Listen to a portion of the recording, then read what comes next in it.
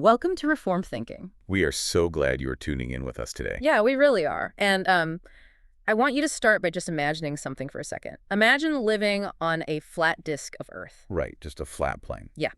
You look up, and there is a massive, crushing ocean suspended directly above your head, and it is held back by, just a thin, invisible dome. It is a terrifying image, honestly. It really is. And then you look down, and beneath your feet is this bottomless, dark, chaotic abyss. One crack in the floor of the world, or one failure of that dome above you, and you are entirely swallowed. Just completely wiped out. Right. So today we are taking a deep dive into the awe-inspiring reality of the ancient mind.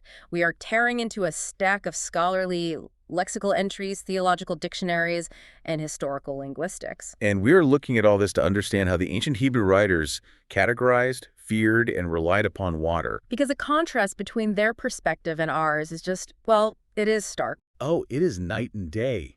I mean, think about it. When you walk into your kitchen today and turn on the tap, you see a utility. Yeah, it is just a resource. Right, you see a verifiable, quantifiable chemical compound. 2 parts hydrogen, 1 part oxygen, H2O. It is clean, we bottle it, we sell it, we measure it in ounces. Yeah, we like things to be manageable. We like them categorized. But the linguistic data we are looking at today just shatters that scientific lens. It really does. For the ancient Near Eastern mind, water was never a neutral object. No, not at all. It was a matter of immediate life or sudden violent death. So we are focusing on 2 specific ancient Hebrew words that define this worldview. We have Mayim, which translates to water. And then we have Tiham, which refers to the deep or the abyss. Right. And our mission for this deep dive is to move past the idea of water as a simple utility. We want to see it the way they saw it. As a dynamic force of life, a psychological metaphor, and a direct instrument of divine sovereignty. So let us jump right into the water they interacted with every single day. Let's look at the grammar of the word Mayim. Yeah, the grammar itself is fascinating. It is. This word appears roughly 580 times in the Hebrew text. Which is a massive footprint in the language. Oh, absolutely. But the grammatical curiosity that caught my eye in the research is the structure of the word itself. Right, because Mayim is grammatically dual or plural. Yeah, it has that im ending in Hebrew, which signifies a plural noun. Yet the sources note it is used in a singular sense. It is a bit of a paradox. Yeah. Sometimes it is paired with singular verbs and other times with plural verbs. So what is the linguistic rationale behind this? Well, it is actually a brilliant reflection of their physical reality. The ancient language captures the world with total accuracy. How so? When you look at water in nature, it is an uncountable mass. In their mind, water is never a solitary object. Right, you cannot just point to one individual water. Precisely. It is always a collection. It is a volume, a moving body. I think the lexicons call this a tantum plural, right? Yeah, that is the technical term. It is a fancy way of describing a noun that only occurs in the plural form because the substance itself is inherently plural. That makes me think of English words we use every day without giving a second thought to the grammar. Like what? Words like scissors or pants. You never ask someone to hand you a single pant. Oh, right. Or mass nouns like sand. Yeah, sand is a great example. You do not pick up a single grain and call it a sand. You just call it sand. That is a solid comparison. But I do have a bit of pushback for you here based on the sources. Okay, let's hear it. Why didn't the ancient writers just have a singular word for a single drop? I mean, if I have a drop of water on my finger, isn't that a singular, identifiable piece of water? Well, it is a logical question for someone living in a modern climate-controlled environment. Fair enough. But you have to place yourself in the arid, desert-adjacent geography of the ancient Near East. Right, the Levant. Yeah. In Levant, a single drop of water was entirely irrelevant. Because it just does not do anything. Spot on. If a single drop of water hits the parched ground of the Judean wilderness, it evaporates before it can even be registered. It literally vanishes. It does nothing. Water was defined entirely by its presence as a life-sustaining mass. So the language lacks a singular word for a drop because a drop provides zero relief. Yeah, zero relief for a thirsty flock of sheep or a dying barley field. That makes so much sense. And the entries outline the physical forms this plural mass took in their daily lives. They definitely do. You had rainwater, which 2 Samuel 21 talks about pouring out from heaven. Right, and you had melted snow. Yeah, Job 24 mentions snow vanishing in the heat. And then there is spring water drawn from a deep well. I think the Hebrew word is beer, Correct. And of course, you had the massive flowing waters of major rivers. like the Jordan, the Nile, and the Euphrates. Right. So the grammar itself forces the reader to acknowledge the overwhelming collective nature of the substance. It is always a multitude. You just cannot isolate it. And as we shift from the grammar to the daily application, it becomes so clear that this plural mass dictated absolutely everything about their survival. Everything about their society, really. The research catalogs the domestic applications of Mayim pretty heavily. It was the literal substance of daily existence. Yeah, you have drinking water, like in Genesis 21, when Hagar is cast out and given a skin of water for the wilderness. And you have water for cooking, as detailed in the instructions for the Passover in Exodus 12. Right. And then you have water for washing. Now, the washing aspect is where the intersection of daily life and theological reality begins to take shape. Because it is not just about hygiene. No, not at all. It is not just washing hands and feet like we see in Genesis 18 when Abraham offers water to his dusty guests. The usage transitions into washing garments, vessels, and sacrificial victims. Which brings us right into the cultic or ritual use of water within the sanctuary. And the specific cultic designations here are fascinating. We see the phrase holy water in Numbers 5. We also see bitter water in the very next verse. Right. And we see this concept of living water. In this context, that means running water. Yeah, used in Leviticus 14 for the purification rites of someone recovering from a skin disease. So I want to synthesize this for a second because I'm looking at these documents and I see the exact same physical substance being used in two totally different ways. How do you mean? Well, it is used to scrub physical dirt off a common cooking pot in Leviticus 11. But then it is used as water of purification in Numbers 19. Right, to cleanse a person who's become ritually impure by touching a corpse. Yeah. So what is the bridge between physical dirt and ritual impurity? Why use the same substance to wash a dirty tunic and to alter a spiritual state? To grasp the mechanism at work here, we really have to understand the ancient view of creation, order, and the sanctuary. Okay, break that down for us. In their understanding, physical cleanliness was an outward, tangible manifestation of an inward or ritual state before a holy creator. So they did not separate the physical and the spiritual like we do. Precisely. We tend to partition the physical world and the spiritual world into two separate categories. They did not. That is a huge paradigm shift. It is. Ritual impurity was not necessarily a moral sin. It was a state of being out of alignment with the intense purity of the sanctuary space. Because death, disease, and bodily emissions were all associated with the curse. Yes, the curse and human mortality. The sanctuary was a realm of perfect life and order. So you could not bring the symbols of mortality into the realm of perfect life. We just could not. They bled into each other entirely. The physical dirt and the ritual status were completely intertwined. Right. And water, specifically running or living water, was the perfect vehicle for divine cleansing decrees. Think about the difference between a stagnant puddle and a flowing spring. Stagnant water is gross. It holds on to corruption. Yeah, it becomes a breeding ground for disease. It is essentially dead. But living water is active? It carries corruption away. That is right. The flowing water physically removes the dirt from the hands or the garment. And by divine decree, it simultaneously removes the ritual impurity. It restores the person to a state of order where they can once again approach the sanctuary. The water acts as a physical mediator of a spiritual reality. That concept of running water, carrying things away, naturally shifts our conversation from the water that cleanses the body to the water that is produced by the body. Oh, yeah. This is an interesting part of the research. Because if the body is a source of mortality and impurity, the language they use to describe it reveals a lot about their culture.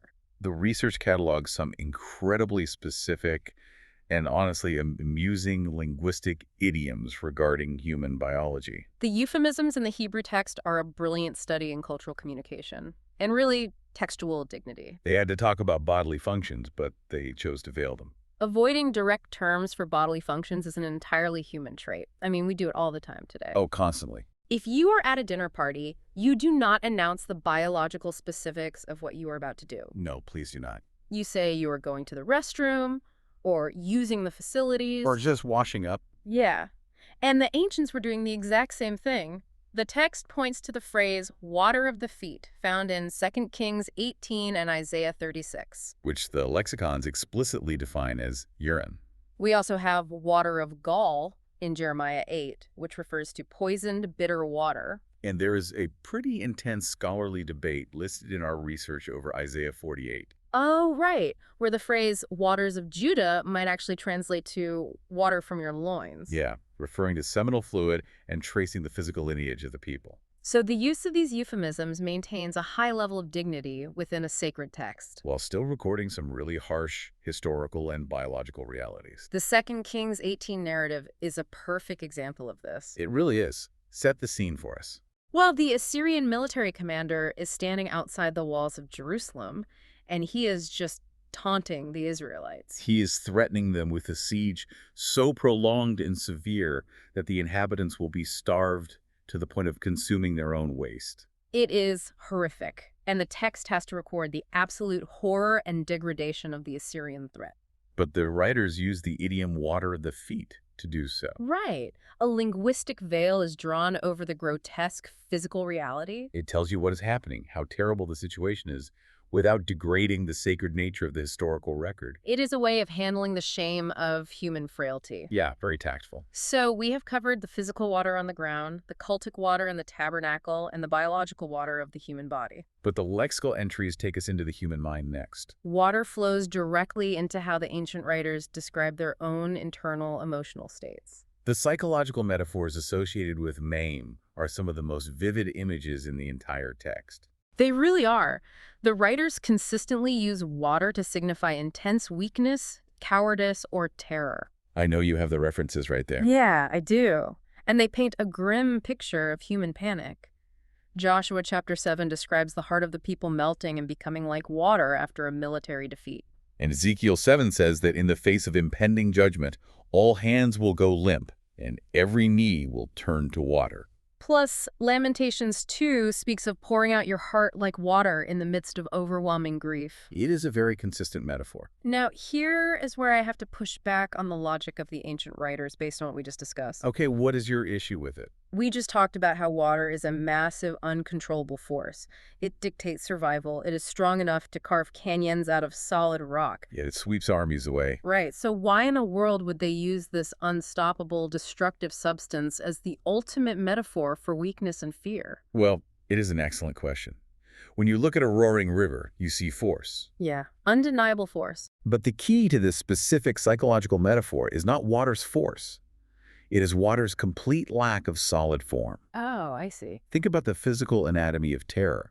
Think about a time you experienced sudden, overwhelming panic. Like a real physical threat. Yeah, what actually happens to your central nervous system? Well, your stomach drops, your knees buckle, you feel completely faint, like you just cannot hold your own weight. Exactly. I mean, spot on. Your structural integrity vanishes. Wow, yeah. When the text says a heart melts to water or knees become like water, it is describing a person losing their internal skeleton. They literally become fluid. Yes, Right. they're unable to stand their ground in the face of a terrifying enemy or, more significantly, in the face of the holy judgment of a sovereign creator.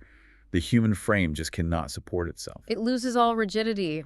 The metaphor is about the loss of form. That is it. That paints such an accurate, terrifying picture. You are trying to stand firm, you are trying to be courageous, but your very bones have turned to liquid. You cannot brace yourself against the threat. The research also points to water as a metaphor for transitoriness, which connects directly to this idea of lacking a graspable form. Yeah, Job 11 mentions this. It says that you will forget your misery, remembering it only as waters that have passed away. Which makes sense because if you try to hold a handful of river water, it slips right through your fingers. You cannot retain it, no matter how tightly you squeeze your hands. So the metaphor here focuses on passing time and passing suffering. The water flows downstream.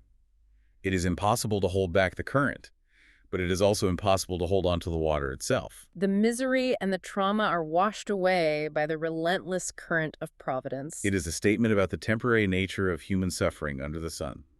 It passes. That gives Mayim a massive semantic range. It really does. It covers everything. From the water boiling in a cooking pot, to the purification of a priest, to the feeling of sheer terror in your chest, to the passing of time. But having analyzed the surface water, the biology and the psychology, the sources we are looking at dramatically shift the scale. This is the part I have been waiting for. Because if Mayim is the water we interact with on a daily basis, the water we drink and the water we weep, what is the water we absolutely cannot control? This brings us to the second word in our stack of research. Enter Tehom. Tehom. The lexicons define this word as the deep, the abyss, the primeval flood.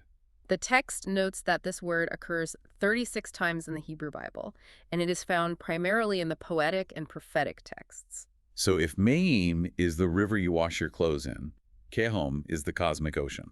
To comprehend the weight of Tehom, we really have to outline the ancient cosmological architecture. Yeah, because when they looked at the world, they did not see a globe floating in a vacuum of space. No, not at all. They understood the Earth to be situated within massive, overwhelming bodies of water. You had the firmament above, which acted as a solid dome holding back the upper waters. Right, the sky.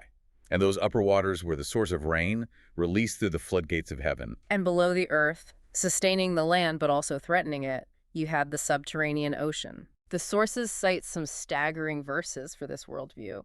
Job 38 talks about the waters hardening like stone and the surface of the deep, the Tehom, becoming firm. And Psalm 104 describes the deep covering the earth like a garment.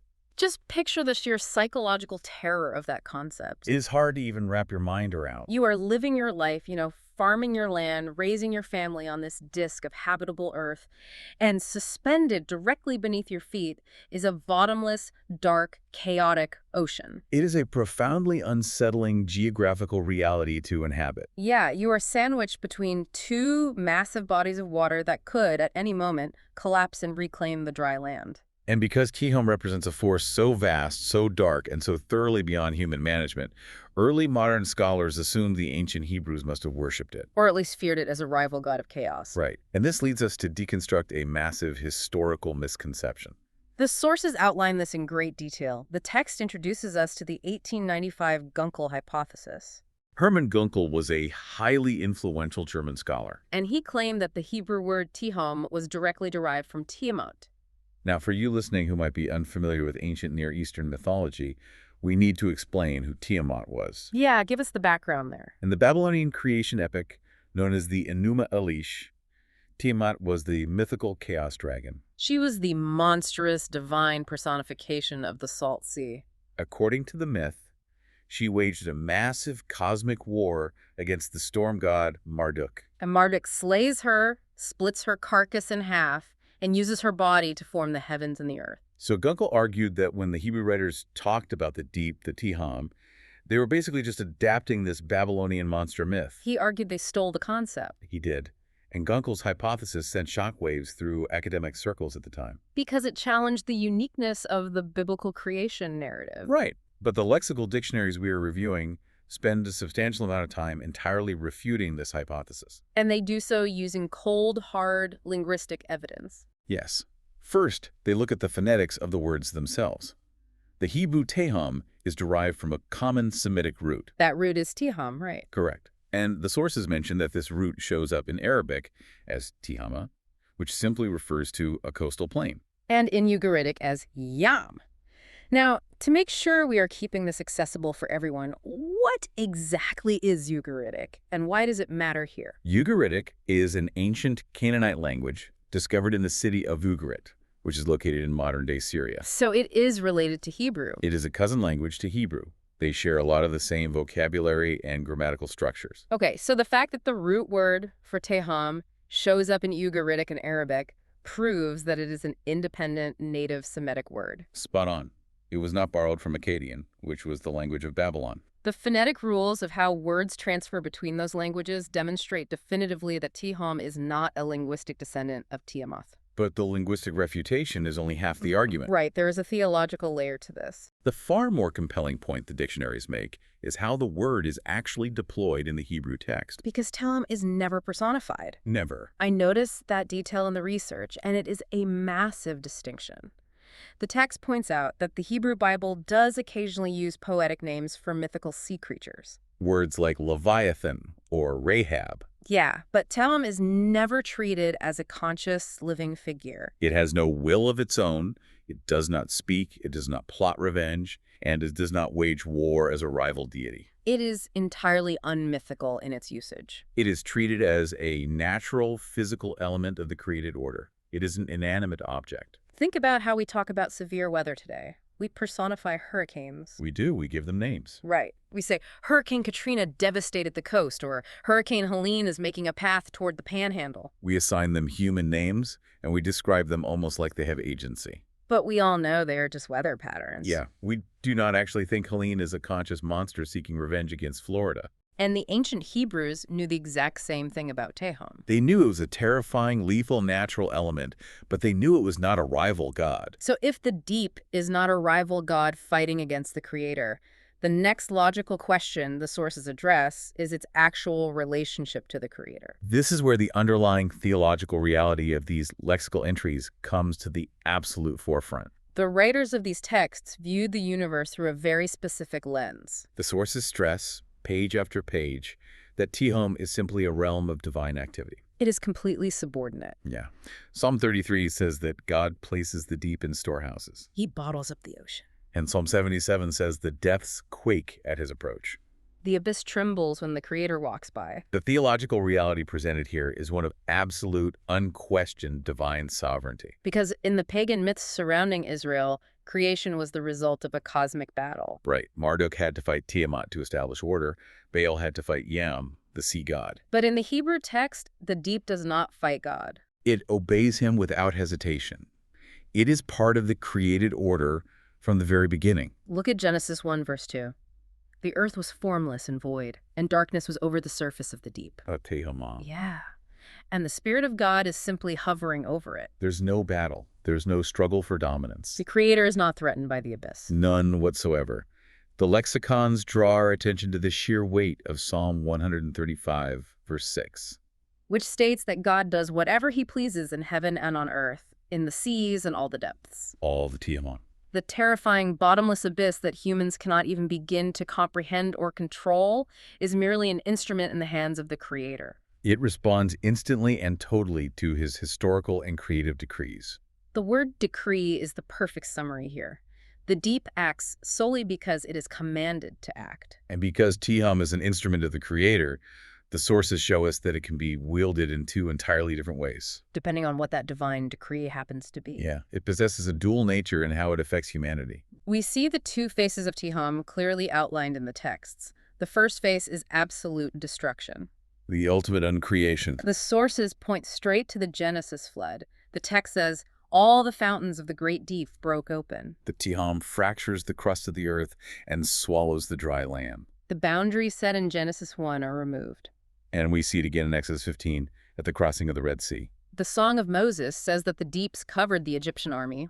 They sank into the depths like a stone. The abyss is weaponized as an instrument of pure judgment. But the lexicons contrast this destructive face with a second face, which is blessing. I found this part so surprising in the research. Genesis 49 talks about the blessings of the deep that lies below. And Ezekiel 31 describes how the deep waters nourish a massive cedar tree, making it grow tall and sending streams through all the forest. So how do we reconcile this? It is a striking contrast. How can the identical cosmic force be the ultimate nightmare that swallows empires and the ultimate blessing that makes the crops grow? It all links back to intention and boundary. Unbounded, the deep is chaos. Yes. When the Creator removes the boundaries, as in the days of Noah, the Tehom acts as an agent of uncreation and righteous judgment. It washes away the corruption of the earth. It returns the world to the state of Genesis 1, verse 2. But bounded and channeled by God's providence, it is the inexhaustible source of agricultural life. The springs that water the valleys, the deep aquifers that sustain the roots of the trees during a blistering drought. These are the Tehom functioning under a decree of blessing and preservation. The substance of the deep does not change. The sovereign command governing it changes. It is the difference between a house fire burning your property to the ground and a fire contained safely in a hearth, keeping your family warm through the winter. The element is identical. The boundaries dictate the outcome. The Tehom is always mighty, but its might is either unleashed for judgment or restrained for the prosperity of the land. And humans have absolutely no say in which way it goes. None at all. They cannot bribe the deep. They cannot build walls high enough to stop it. They are entirely dependent on the Creator's benevolent governance of the waters. A farmer, relying on the spring, and the soldier fearing the flood are both looking at the exact same instrument of sovereignty. As we bring all these sources together, we are looking at a massive semantic and theological range. We covered a lot of ground today. We really did. We started with Mayim, the plural mass of water that dictates daily survival in a harsh climate. We looked at how it washes a dirty cooking pot and purifies a person for the sanctuary. We looked at the linguistic dignity of bodily euphemisms, veiling the shame of human biology. We analyzed the psychological terror of a heart melting into fluid, losing all structural integrity in the face of fear. And then we scaled all the way up to Tihum, the cosmic ocean beneath the earth. We saw that it is not a mythical dragon, but a physical reality that quakes at the voice of God, Acting as an instrument of total destruction or abundant blessing, depending entirely on a sovereign decree. It is a comprehensive view of the natural world, completely subjected to a holy will. It really is. And I want to leave you with a final thought experiment to mull over as you go about your week. Something to keep in mind. Yeah. Today, when we walk into our kitchens and turn on a tap, we see a utility. We see something mundane that we purchase from the city, something we manage, filter, and control. But these ancient texts challenge us to view our reality differently. They challenge us to see water as an untamable force that submits only to its maker. The next time you are caught in a heavy, unrelenting rainstorm, or the next time you stand on the beach and look out at the dark, rolling horizon of the ocean, Consider what you're actually looking at. are you just looking at a massive collection of H2O? Or are you looking at the Mayim and the Tihum? Elements that possess the sheer strength to level cities, yet bend entirely and immediately to a sovereign decree. It completely reframes the physical world around us. It certainly does. Thank you for joining us for this deep dive into the source material. Keep reading, keep questioning, and keep your intellectual curiosity sharp. We will see you next time.